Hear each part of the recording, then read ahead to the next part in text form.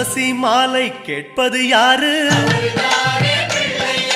துன்பம் போக்கும் சாமியும் யாரு?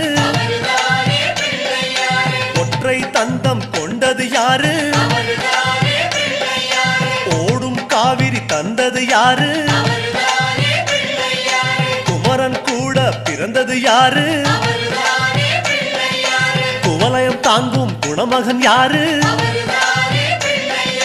வள்ளி திருமணம் காரணம் யாரு?